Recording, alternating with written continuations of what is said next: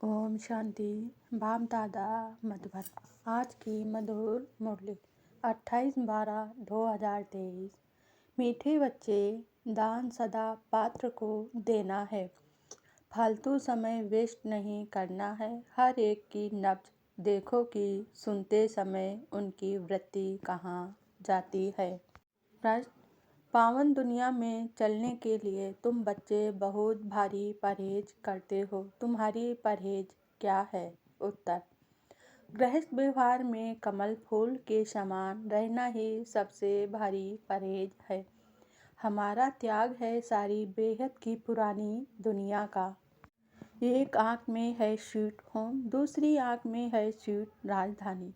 इस पुरानी दुनिया को देखते हुए भी नहीं देखना, यह है बहुत बड़ी परहेज। इसी परहेज से पावन दुनिया में चले जाते हैं। गीत धीरज धर मनुआ। ओम शांति।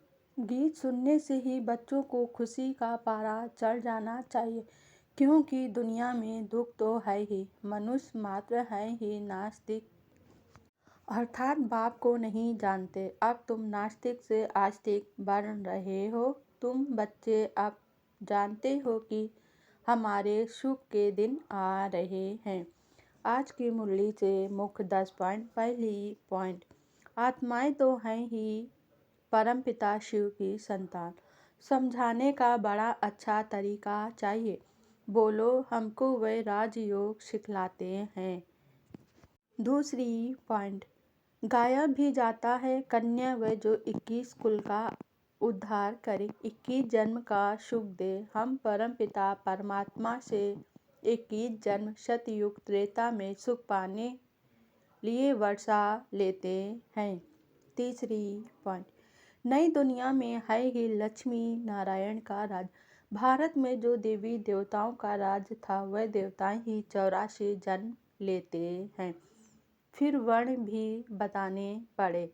समय पहले से ले लेना चाहिए। बोलो, इन बातों को चित्त लगाकर अच्छी रीति सुनो। चौथी पॉइंट: हमारा उस्ताद मददगार परमपिता परमात्मा शिव है। उनसे हम योग बल से शक्ति लेते हैं, जिससे हम 21 जन्म एवं हेल्दी बनते हैं। पांचवी पॉइंट: अब बाप कहते हैं, याद से अपने विकर्म विनाश करो तो आत्मा शुद्ध बन जाएगी और ज्ञान को धारण करने से तुम चक्रवर्ती राजा बनेंगे। छठवीं पॉइंट: शिव बाबा समझाते हैं, तुम ब्राह्मण ही त्रिकालदर्शी बनते हो।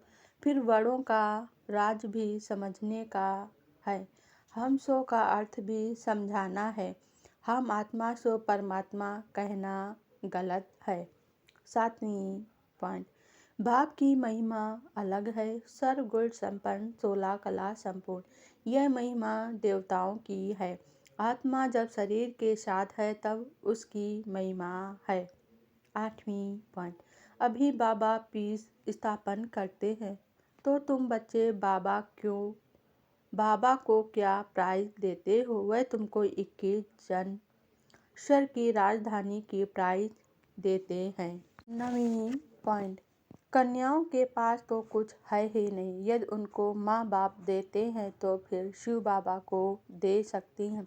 जैसे मम्मा भी गरीब थी, फिर देखो कितनी तीखी गई, तन मन धन से सेवा कर रही है। 10वीं पॉइंट: पहले बाप के पास जाएंगे, फिर ससुर घर आएंगे। यह है शोक वाटिका, सतयुग है अशोक वाटिका। अच्छा, धारणा के लिए मुख्य सार। पहली पॉइंट: इस वानप्रस्थ अवस्था में स्वीट होम और स्वीट राजधानी को याद करने के सिवाय बुद्धि से सब कुछ भूल जाना है। पूरा नष्टो मोहा बनना है।